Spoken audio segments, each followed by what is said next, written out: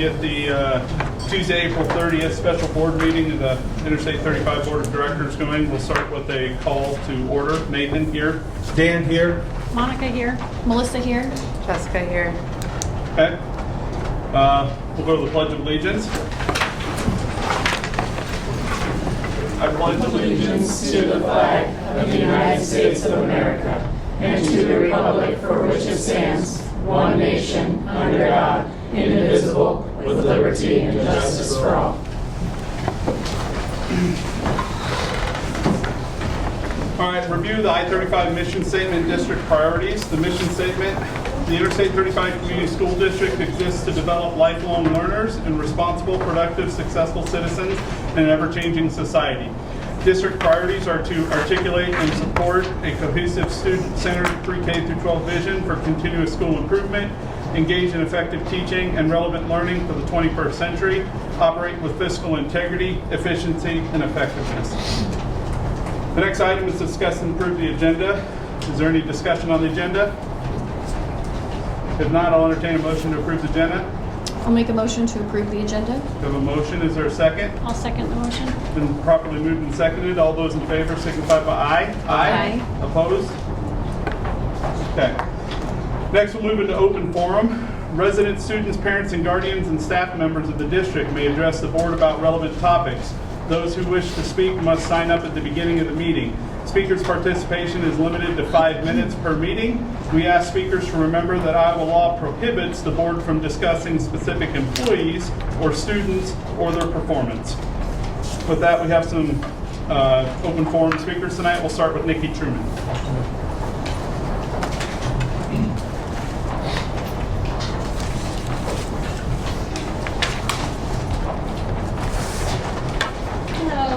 I'm here to read a statement on behalf of my co-worker, Stephanie Remingay. Stephanie sat as a member of the interview panel for the special ed director position. And she says, as a community member and staff member of Interstate 35 Community School District, the recent interjections and involvement by the current school board in the hiring process is cause for concern.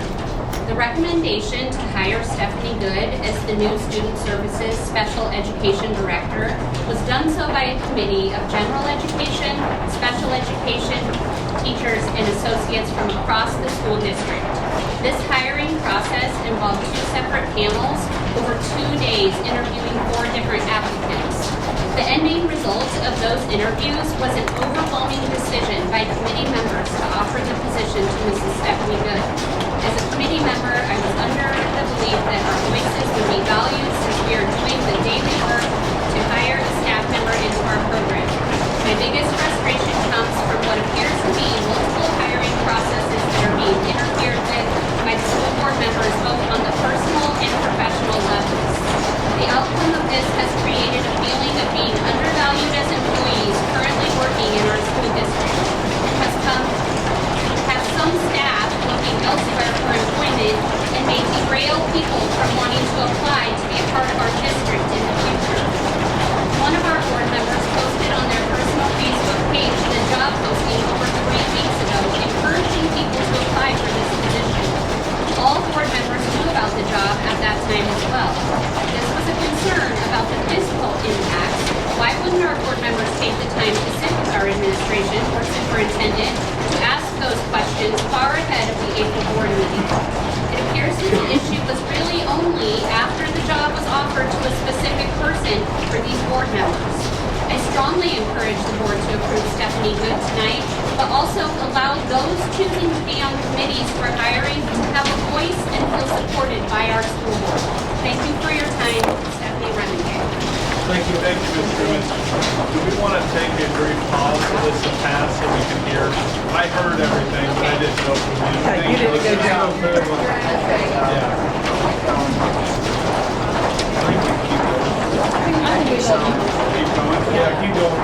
Okay. In the interest of time, we'll keep going. If you can speak up and maybe come up a little bit so the board can hear you, if that's okay. So, Moni Freeman.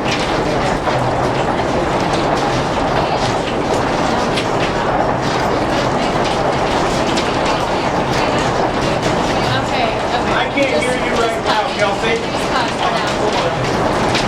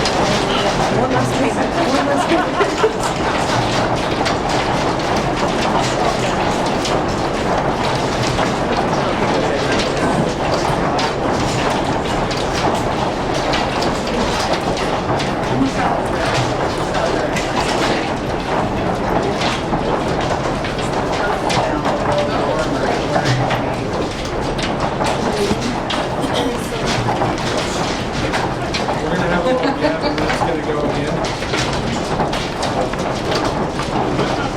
This might be our policy. Do we have,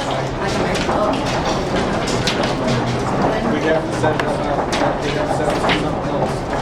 Like all of them go here, if we do a microphone, it's top of there.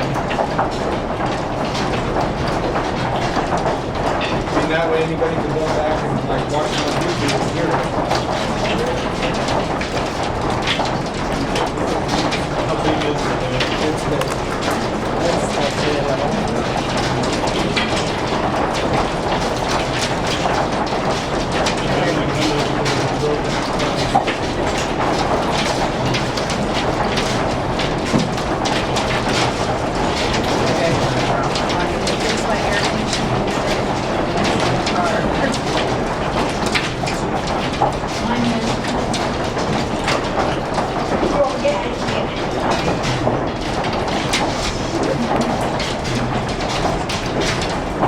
This might be as quiet as it gets.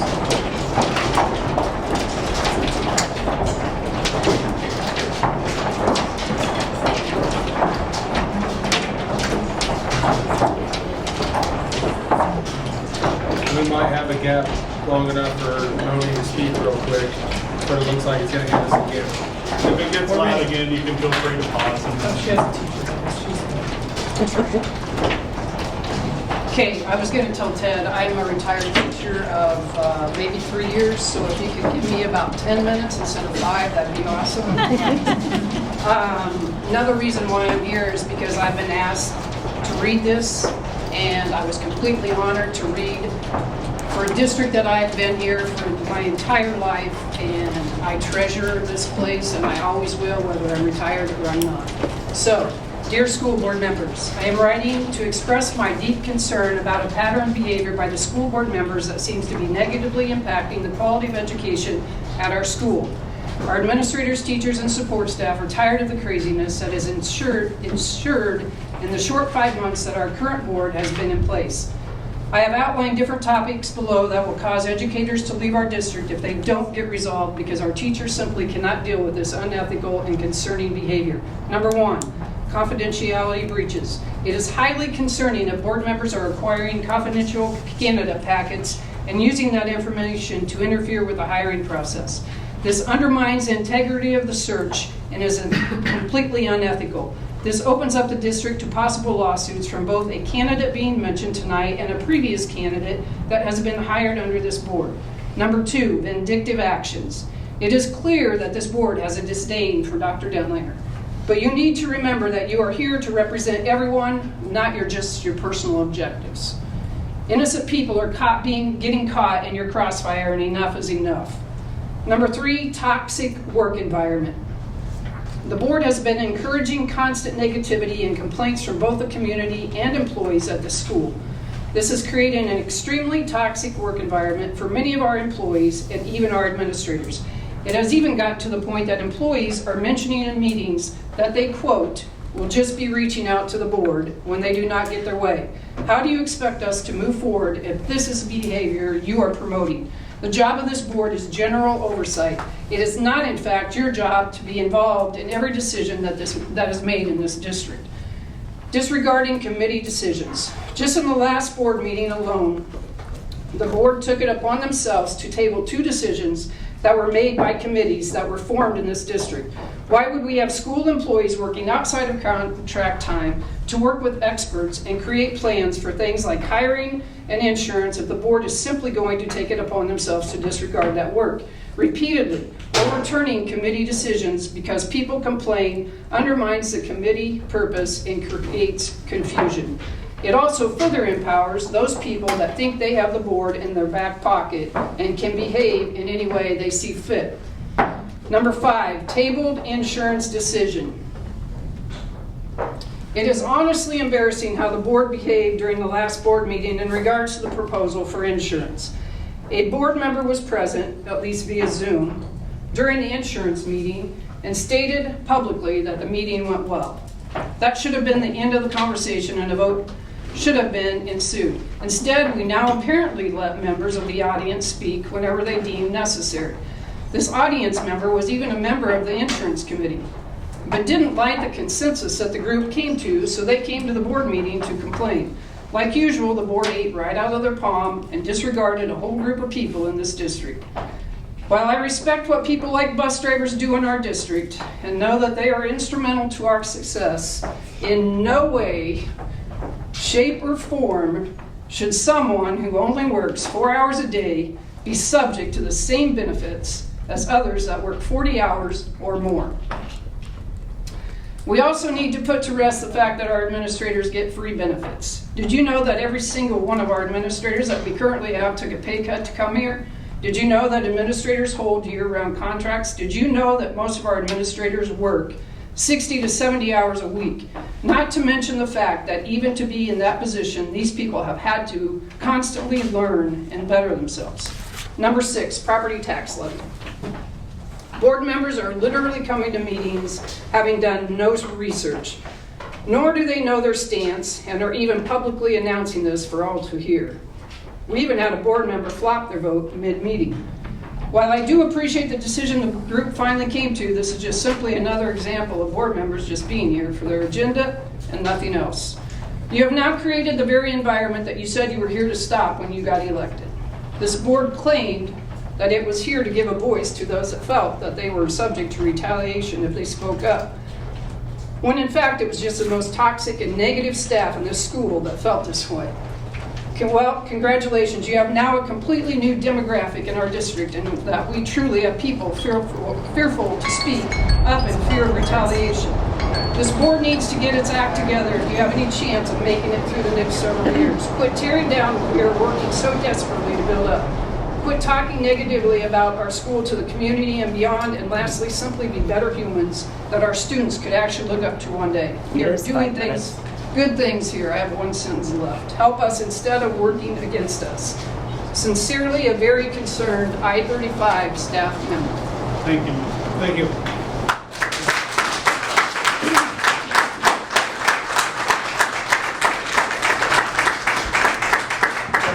You can decide if you want to wait or if you want to talk. That's not my name. That's Jamie. It's my Jamie, sorry, Jamie. That's all right. That's not I was me. looking at you. It's all right. Do I I get think a I've got a 1-minute big warning? voice, I think we're good.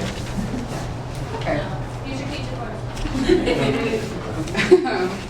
Not a teacher yet, hopefully. So I'm Jessica Lee. I've been an associate here for 11 years. I'm an I-35 grad, fully dedicated to this district. I'm going back to get my license through this school, which I cannot express my gratitude for that. But first and foremost, there were comments made at the last board meeting that implied one group would be more impacted than another regarding the insurance costs being passed on to employees. I resent those implications and want to provide some clarification for what the rest of those groups will be impacted, or how they will be impacted. My out-of-pocket costs will increase to $40 a month as well, which is a 67% increase, right? It's only $16, but there are other factors at play. In addition to that increase, my co-pays in the last 2 years have increased substantially with the plan changes. My office visits went from 15 to 25, urgent care 15 to 40, emergency room 1 to 200. That, excuse me, doesn't even include the increase of the co-pays I pay for medications. I was also informed by my pharmacy that 2 of my medications are no longer covered under our new plan as well. I'm lucky that this is a local pharmacy and they pass the cost on to their company rather than me, so I still get a discounted rate. I wasn't happy about these increases, and to be frank, I'm still not. It's extra that I have to out of pocket. It is what it is. All this to say that we knew these rate changes were coming. We aren't a corporation in a private sector that can have their rate increases into their overhead and charge more for a service or a product to cover their losses. We are funded by the government, bonds, and tax levies. Our budget can only stretch so much. There are plenty of conversations around raises in insurance. We can elect to have a higher raise by 6% or more, or pass the cost on to our administrators. But the offset to cover the budget is paying even higher rates on our out-of-pocket costs or switching plans that will cost us more in co-pays and deductibles. The solution, I think, is having a budget that allows the district to make more of those rate increases. To do that, or to take on more of those rate increases. To do that, there needs to be funding, which requires talking to your legislators, knowing where your tax dollars go, and being educated about bonds and budgets. In whole, the rate increases to staff feel like a viable choice, as frustrating as it is for people like me. Second, in regards to the special education and student support position, I will simply say that I feel it is a needed position. Not only will this person be over our special education department, but they will also be integral in helping with 504s, ELL students, at-risk students in our TAG program. I can only speak to the special education side of things. That's where I live. As an associate for 11 years now, I've seen firsthand the importance of a special education director. Not only are they advocates for our students, but they're also advocates for our staff. Our current director has listened to our concerns, wants, and what we feel we need from the district in terms of training. They've also been hands-on, stepping in to help students when we've been short-staffed, coming alongside our special education teachers in difficult situations, and continues to celebrate student success with our staff, students, and family alike. I hope that you hear the voices of our staff and move forward with this position hire. Thank you. Thank you.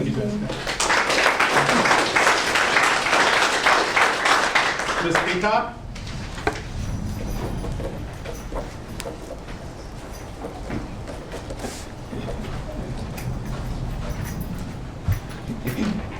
For those of you that don't know me, I'm Heather Peacock. I work here at the school. I've been here 5 years now. I'm not only a teacher, but I'm a coach, community member, and a parent of I-35. I've been involved in the PBIS team and the SRG team as well. I'm here tonight to talk about the hiring situation of Mrs. Stephanie Good. I was on the hiring committee for the Special Education and Student Services Director position. The committee consisted of a combination of all special education, general education teachers, associates, and administration. There was not concern of this position's financial states until after we submitted our recommendation of Ms. Good. The position was publicly posted on Teach Iowa and the community via social media. I believe out of all 4 candidates, Mrs. Good is the one who is willing to put the time and effort to make our school continue to grow in our areas of special education and student services such as ELP, TAG, 504, etc. Ms. Good is dedicated to our students and to our school. She has the willingness to do whatever it takes to make our students successful. Out of all the candidates, she is by far the best. I believe full-heartedly that she deserves to be the next Special Education and Student Services Director here at I-35. Thank you. Thank you.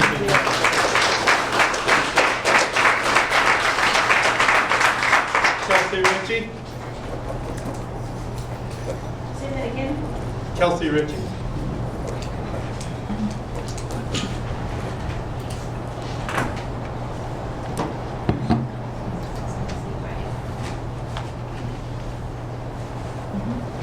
Good evening. I am also here on behalf of an I-35 teacher. A teacher had reached out to the board asking the board to read their letter on their behalf, and that opportunity was declined. So I said I'd be happy to read their note. So I'm reading this note from elementary education special ed teacher Libby Hayner, who cannot be here tonight. Dear members of the school board, I hope this letter finds you well. I am writing to express my deep concern regarding the recent hiring decision made by the school board, specifically in relation to the employment of Stephanie Good, who was recommended by the hiring committee but not ultimately hired yet. As a member of the community and school employee who is deeply invested in the success and integrity of our educational institutions, I am troubled by the apparent discrepancy between recommendations of the hiring committee and the final decision made by the school board. It is my understanding that the hiring committee, composed of individuals with expertise and knowledge in the relevant field, thoroughly evaluated all candidates and reached a consensus in favor of Stephanie Good for the position in question. The decision to disregard the recommendations of the hiring committee raises serious questions about the transparency and accountability of the hiring process. It is essential that such decisions be made with careful consideration of the expertise and judgment of those directly involved in the selection process. By overriding the recommendation of a hiring committee, the school board undermines the integrity of the process and erodes trust within the community. Furthermore, I am concerned about the potential consequences of this decision on morale and motivation among staff members. When qualified candidates are passed over for reasons that are not transparent or clearly justified, it sends a discouraging message to both current and prospective employees. This can have a detrimental impact on the overall effectiveness and cohesion of our educational community. I urge the school board to reconsider its decision and prioritize the recommendations of the hiring committee in current and future hiring processes. It is imperative that the school board demonstrates a commitment to upholding the principles of fairness, accountability, and transparency in all its decisions, particularly those with significant implications for the educational mission of our schools. Thank you for your attention to this matter. I trust that you will give it the serious consideration that it deserves and take appropriate action to address those concerns. Sincerely, Libby Hayner. Thank you. Thank you.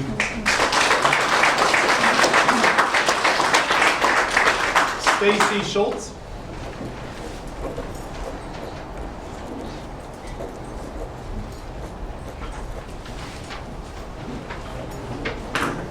Hello. I am here as part of the hiring committee also. Dear board members, since 1977, I've been a proud member of the Roadrunner family, and for the past 21 years, I've had the privilege of being part of the I-35 staff.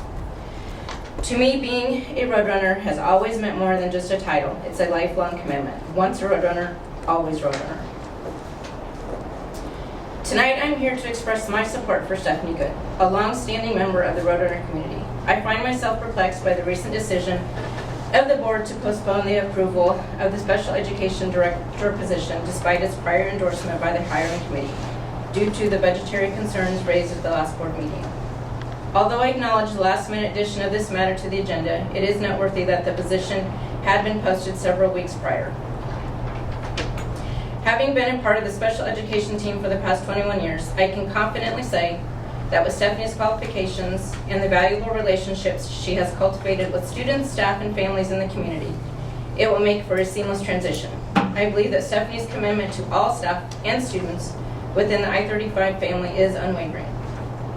I urge the board to reflect on the confidence by the interview committee and ensure that the decision aligns with what's best for our students and our I-35 families. Thank you. Thank you, Stacy.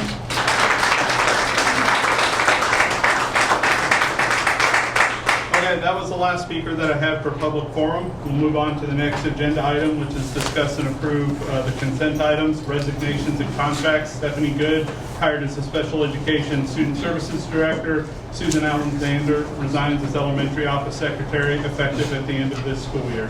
Is there discussion? Seeing no discussion, I'll entertain a motion. I motion to approve the consent items. We have a motion. Do we have a second? I second it.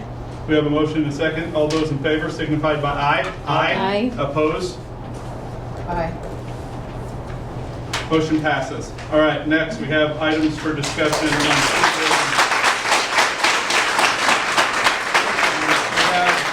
motion to increase bond share.